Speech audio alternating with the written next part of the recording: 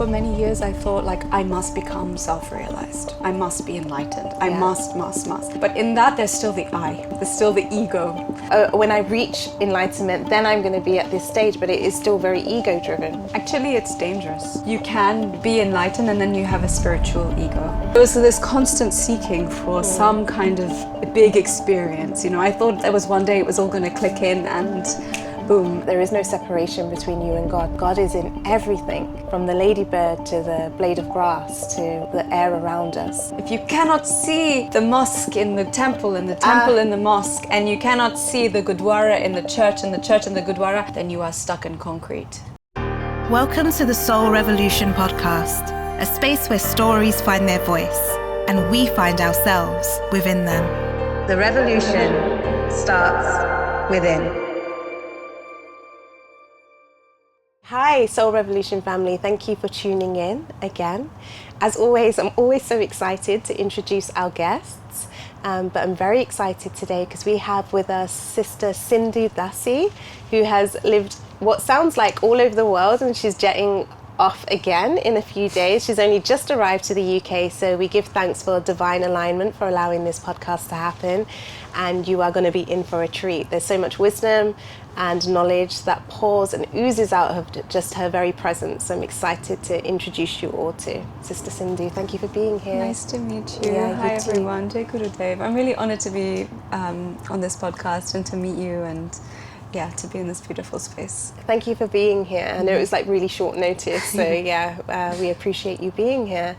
So I guess I would just like you to start at the beginning, if that's okay. Like, where are you from, and your journey into like enlightenment and the path that you're on now. Sure. I can't say I know anything about the journey to enlightenment specifically.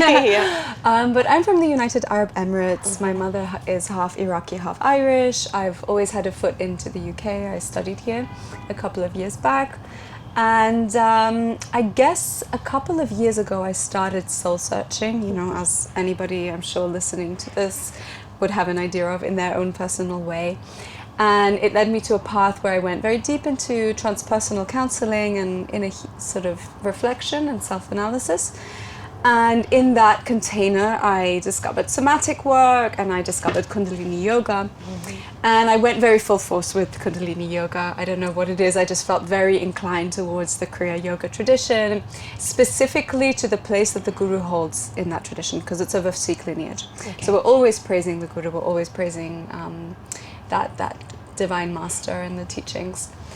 And from there, my life took a couple of turns. I had a spiritual master in a tradition that works with different indigenous lineages. I did pilgrimages in Mexico with the elders there and did a few diets in the jungle in Brazil. And, you know, there was this constant seeking for some kind of big experience. You know, I thought there was one day it was all going to click in and boom. And it was only when I read this book by Paramahamsa Vishwananda, The Autobiography of a Yogi. Are you familiar with I that? haven't read it, no. It's a must read. Okay, have you read it? Good? I've not read about it. You've heard about it? Yeah. Got it. Okay. Everybody has it on their shelf. Okay, like sure. usually people have it. Yeah, okay. It's a go-to. Okay. And when I read that, I learned about this great master called Mahavatar Babaji, and all these pieces were coming together when I eventually met my current spiritual master, who's in his body at the moment, Paramahamsa Vishwananda, and I discovered Atma Kriya Yoga. Okay. And I was it took me many years of like getting to that stage to, you know, feel ready enough, and I eventually got initiated into Atma Kriya. Okay. And then I became his devotee, and since then my life is very much study of the devotional scriptures, the lineage, and learning the rituals, practicing them on a daily basis, and going very deep in the study of mantra and of Kriya, and which is essentially Atma Kriya is a taking you to a place of realizing your eternal love relationship with the divine, with God, whatever name, shape or form that God is for you in your life.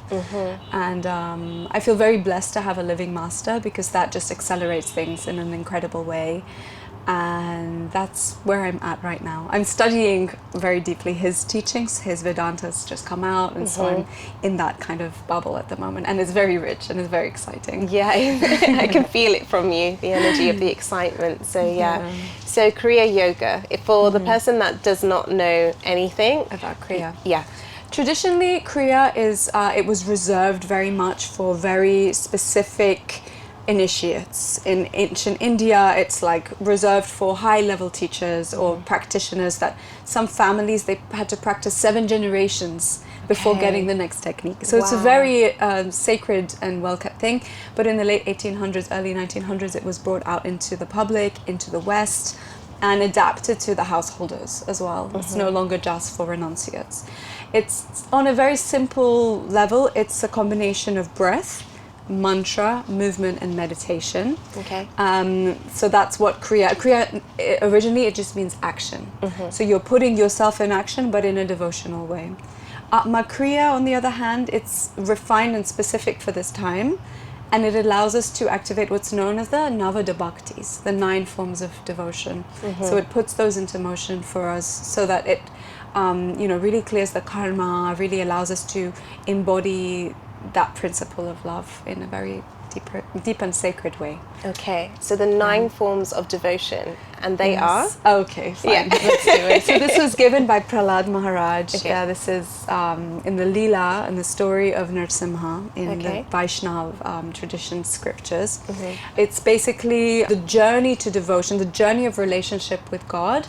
The steps are not steps in a hierarchical sense. Each bhakti, each form of devotion holds its own standing.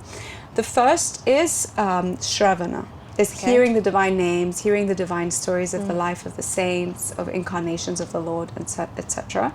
So you hear them and you're so attracted to them that you start to, it's like you go on a first date and you really want to hear about the person. So this is Shravana Bhakti. It's listening to the divine names and stories. It's so powerful that it takes you to a place of Kirtana.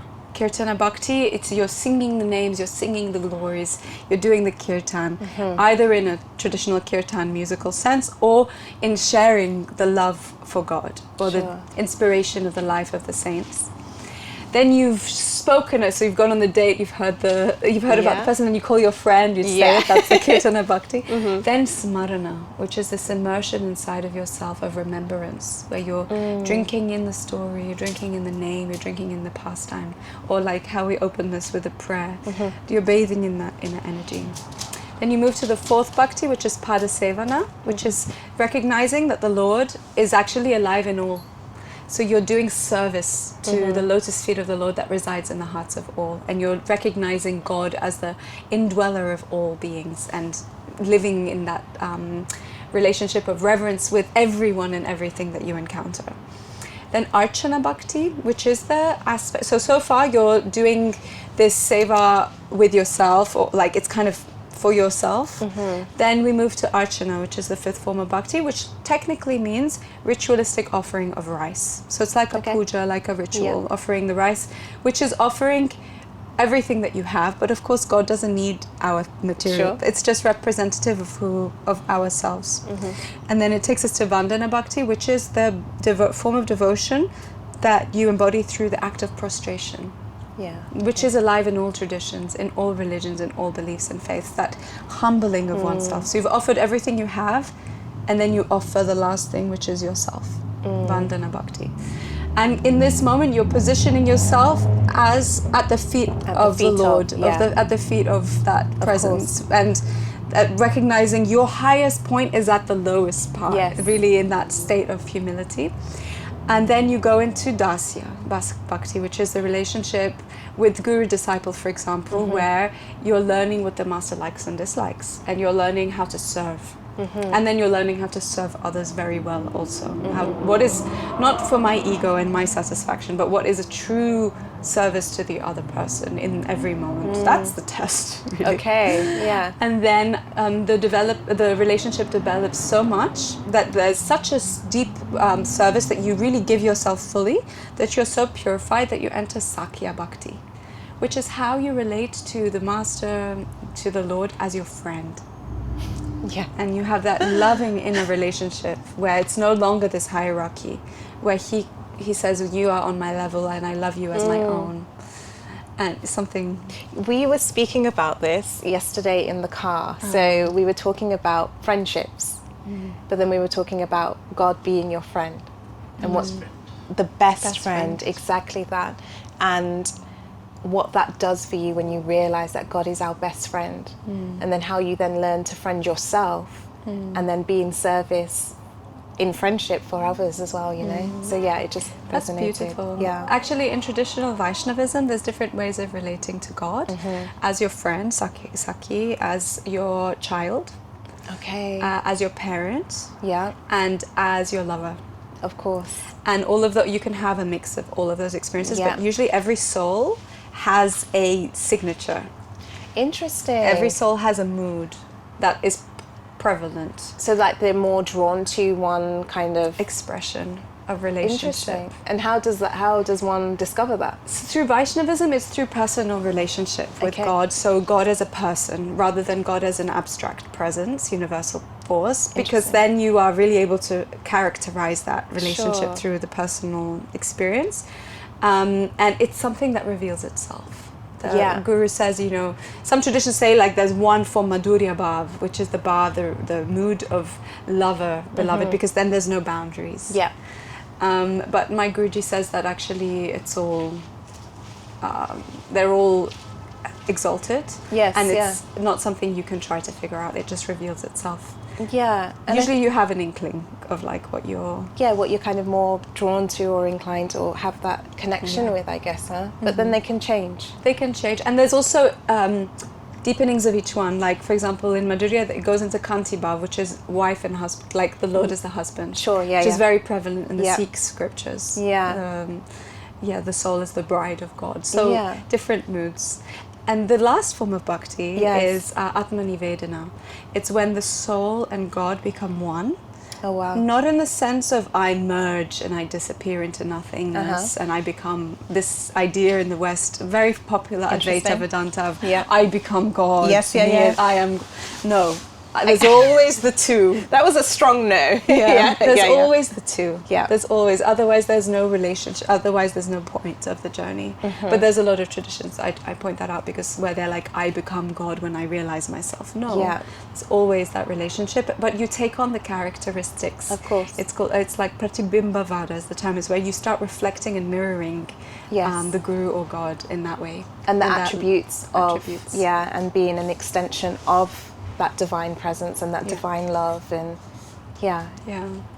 so how has this journey, I guess, transformed you? What has it, I'm sure there's been so much transformation, you know, but when you think about your journey and you think about where you were in the seeking, where are you now with that? It's interesting because for many years I thought like I must become self-realized, I must be enlightened, I must. But in that there's still the I, there's still me trying to be something, there's still the ego. And actually what my Guru, it's very humbling actually, but he really teaches that it's not about what you become, it's about how deeply can you serve in each moment. And that's very alive also in the Sikh tradition and in the Hindu. It's like not about me becoming this saintly. He says I want you to become saints. Yes. Like I want you to live like that. But it moves away from this idea of like me trying so desperately through my practices, and my sadhana used to be very intense. And I was like, if I don't shed this ego, but that's still me. Okay. And actually there's like as much as you can do, it's like you have to do your effort, your sadhana, your practices, your purification, but then there's the grace. And that can only come through your surrendering of everything. And a very high level of devotional practitioners, they actually don't do that much practice. They constantly live in a state of surrender, knowing God is doing everything and the grace is ever flowing for them. How do you get there? Love. How would one get there? Love? I think love is the practice. Yeah, love and service. Today's episode is sponsored by Ansol. Ansol are on a mission to build soulful spaces, empowering communities and nurturing individuals. To find out more, connect with them on their socials or via their website. It's interesting because in biblical text, there's a similar philosophy, which is, I think the scripture is, I die daily, so you're crucified daily. And it's this concept of the ego dying on a daily basis, and you become less of yourself and more of God's attributes, and then you're living in that place of like service and humility. So I love how you phrased almost, when we are trying to attain whatever that is, enlightenment, it's still I. You know, it's still, when I reach enlightenment, then I'm going to be at this stage, but it is still very ego driven. Yeah. Actually, it's dangerous. In Paramahamsa Vishwananda, he says, like, you can be enlightened and then you have a spiritual ego. But then there's different levels of enlightenment and different samadhi, different things. I'm not in a qualified position to speak about them. But yeah, he always says, like, this I, me, mine. Yeah. I think there's even a song by Beyonce. Like, you know, it's this, so it's me, myself, and I think that's the song. It's all like that. Yeah. But yeah, it's about, like, constantly coming back to that inner space. What's been the most humblest part of your journey so far? Oh my God, I've had many. Yeah. I think the blessing of having a spiritual master is it's like a personalized experience towards shedding, you know, your identifications, right? Okay. And he never misses a mark. It's almost like he's like this constant sort of presence that's, you know, omnipresent and like fine-tuning details of your life. But I guess the most humbling thing is realizing that I'm not there yet. Like, just as I was telling you on the way here, a guy was trying to tell me, I was on my bike and was trying to tell me, like, be careful, slow down or something. And I was just like, you know, and I was listening to a talk by my spiritual master this morning, and he was speaking about aparad, like offenses. Okay. And I think the most humbling thing is realizing I'm not quite there yet. And I have a long way of, like, to truly be in that heart-centered space with everyone unequivocally. That's a humbling realization for me. There's still a long way to go. As there is for all of us, huh? Yeah. There's a long way to go, and yet there is the act of surrender that you spoke about as well. How does that take place? How do they marry up? I guess it's through constant remembrance. Yeah. Like, when you realize, like, then I realized, like, oh, actually this bike slowing, the issue I had with my bike slowing down and so on, it's all his will. That even when I mess up, it's still his will. That's the intention at the beginning and at the end of the day. It's like, whatever happens, it's yours and it's your doing. So it's that I think that's the part, like, the key is, like, then remembering actually it's by his will, and, like, next time do my part and you know, smile instead of like so yeah. And with your master and your teacher, what does that relationship look like? For different devotees, it can look like different things. Like, I've met people who live in China who've never met him, that are initiated and that like live through his teachings virtually. 6 years, and they meet him for the first time. I'm very fortunate in that I get to see him very often. He's come to my home. Like, there's I go to the ashram very regularly. He's given me personal direct instructions. Last year I lost my dad, and he was very there for me on a personal level. So for me, it's like that. And really going into his instruction and his teaching through the existing sort of teachings that are there, like listening to the satsangs, doing the practices, but also taking on, like, deeper training into, like, how to teach the kriya, how to teach the knowledge, so that I can sort of constantly be evolving in that way, right? Yeah. I'm going to come back to you about teaching the Kriya and what that looks like for you, and etc. I'd love to touch on the grief that you've experienced over the last year, and you know, how I guess your devotion has helped with that grief, or helped you navigate that grief. Yeah, I mean, death is inevitable. Of course. And I was told that from a very young age. I'm very fortunate that that was in my awareness. I think, you know, it's very humbling. You realize you're human and you have those attachments and so on. But one thing that really helped me move through is really recognizing we are not this body, we are not this soul. Yeah. Really, if we live in that true note, because we can say it in a very easy way. Yeah. But really, if we sit with that awareness, And I was with my father's body when he died. It was here in London, and that really, really brought to my awareness of like, wow, he was alive, and then something went. And that thing that went is eternal. And it never dies, and it never changes, and it's in the Bhagavad Gita it says it's not killed when the body is slain. It cannot be burnt, it cannot be cut into pieces. And so that like awareness, and I guess that training was very alive for me, and also for me having to be human. Of course. And process emotionally in a human way, like sure. So it was a bit of a balancing act. But I think for anybody who has who is going through something like that, and it can be grief over anything, not just the loss of someone, is just realizing like this is temporary, and like sitting with what is truly eternal, what is unchanging, and that will always take us closer to that, and also having faith. Yeah, I love your name, Iman. Yeah, it's thank you. It's like, yes, faith. It's like the most powerful thing. Yes, thank you. Yeah. If you're enjoying this episode, please like, share, comment, and subscribe. We'll be deeply appreciative. Join our revolution. The revolution starts within. Tell me about you a little bit, because we've only just met. Like, tell me a little bit about the Sufi tradition and. Yeah, so Sufism for many people it derives from Islam. However, the Kemetic Sufism, like, almost kind of teaches that it predates that, and very similar to what you were saying in terms of we are an extension of the divine. So being in this position of understanding that God is my sustainer, my lover, my best friend, my refuge, the one that offers me mercy and grace. He is the one that I look to for everything. He is everything, and He's everything, and yet He is within me. He has chosen me, and how humbled I am to even be able to share that and say that. And the real heart of a Sufi is helping people come back to that place of remembrance, that there is no separation between you and God. Not that you are God, but you are an extension of God, and that God is in everything, from the ladybird to the blade of grass to the air around us, and we are here simply to be of service.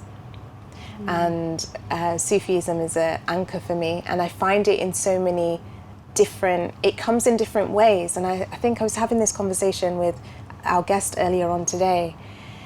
There are many paths, but the more I anchor myself into my relationship with God and the divine, I'm seeing that reflection in everybody that I meet, that there is less of a separation, and there's more of an understanding and a reflection, although our paths may look very different. You know, so I have goosebumps. It's beautiful. Yeah. Even I was listening to Brother Gurjeet, one of his conversations with somebody, and they recite. I was surprised to hear that they recited a Sufi like master in one of the books, right? Yeah, in one of your sacred texts. And even that, I was just like, so even hearing you talk, and you know, you went through the 9. What did you call them? Navada Bhaktis. Yeah, and how similar it is to some of the teachings that I was raised with. You know, so. Oh, so you were raised in this? Yeah, okay, yeah. And then I went away from it.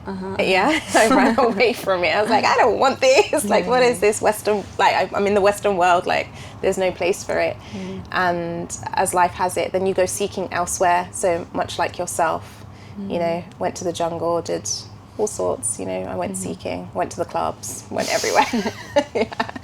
And then I've come back, and for me. You know, for many, I'm probably quite, I don't know, maybe a little bit triggering, because I can go into a church and a mosque and a temple and feel God there and praise God in the same way, and still allow my head to hit the floor and give reverence, and also worship and raise my hands and yeah. It's beautiful. There's this, my music guru, his father is Sikh, his mother is Brahmin, Hindu, and his music teacher is Muslim. Wow. And he tells me, if you cannot see the mosque in the temple, and the temple in the mosque, and you cannot see the Gurdwara in the church, and the church in the Gurdwara, then you are stuck in concrete. Wow, I love that. And it really hits home for me. Yeah, I love that. Yeah. I feel like I want to get that framed and put it somewhere. Like, what a quote. Yeah. It's amazing. strong. It's strong and it's deep. And it's this idea that actually, God is everything. And of course there's no distinction. But I do think it's important to choose a path. 100%. I think there's a lot of like dipping, and I think it's good, but be anchored in your trajectory, because I do think that's how you can really cultivate that inner like relationship in a deeper way. Absolutely. Yeah. And then I think even when you come across somebody who's on a different path, there's still a resonance there because you're so anchored in your path, you know, and there's a mirror, and it's such a beautiful... And you can learn from each other in a deeper way. 100%. Yeah. So talking about learning, so you teach now, is that correct? Yes. Yeah. So I teach Atma Kriya Yoga, which is this practice that embodies the techniques that embody these different forms of bhakti, that allow you to really get to feel and know what that means inside. And it essentially is so powerful because it has Shaktipat. Shaktipat is not just a blessing initiation, but it has the descent of the grace of the masters, the presence of Mahavtar Babaji, of the saints of the lineages that are held within the Kriya. It descends fully into your vessel. And so it really accelerates your spiritual insight and path and trajectory in a very rapid way. And it's not something that is just reserved to a lineage. Like, you can practice Kriya and be of any belief or faith, and it just takes you deeper in that loving awareness. And it's the fastest and most efficient technique that I found to really sit and like meditate profoundly. So yeah, it's a really amazing thing that I'm very lucky to have in my life. Yeah, sure. And so you used to teach Kundalini Yoga as well? Yeah, I do teach it here and there, like when there's the opening, because I do find it very accessible to people who haven't, like Atma Kriya, it's a 2-day course, and then you have the practice for life. But Kundalini, it really is, someone may not be ready to like go and sit and like do the practice every day. Kundalini is very good because it gives you that internal experience of what, have you practiced it before? Or? I haven't practiced it. No. I used to work a lot with shamanic medicines and so on, and I was looking for something either stronger or like and Kundalini Yoga really takes you to that in a space of like, whoa, I feel different. Like someone with anxiety, depression, someone that has something major, you can do like some Kundalini Yoga and really move through that, because you're working on different levels of the body, and it's devotional. Not all classes are devotional, but it brings in the divine names, and so you really allow something profound to change. It moves things very fast. That's why I really love it. Kriya, Atma Kriya is more for someone who's ready for a daily discipline and to like go deeper. And so what does your devotion and discipline look like on a daily basis? I love waking up before the sun, and I love the practice of mantra. There's a mantra my spiritual master gives, Shri Vithala Giridhari Parabrahmane Namaha, and so we chant that every day for at least an hour. And then we do the Atma Kriya. What does it mean? And it's calling on the Lord as the protector and as the indweller of all and the guide of all, and it's the different names of Krishna. I have a personal love for Krishna, so that mantra for me is perfect. And it's such a powerful mantra that if one chants it with devotion, not a single hair on their body can be touched. They're divinely protected. Not that nothing will happen, but everything happens with this divine grace. And so that mantra, and then I do a practice called Abhishekam, which is a bathing of the deities. It's very much from the Hindu tradition, and you're bathing the deities in different elements, and you're also purifying yourself and cultivating that devotional relationship. Wonderful. And I love sitting in silence as well. Beautiful. Thank you so much. Thank you. I would like you, if it's okay with you and you feel like called to do it, we always ask our guests to leave our viewers with like a nugget or a gem, whatever's impressed on your heart. If you'd like to maybe say a few words.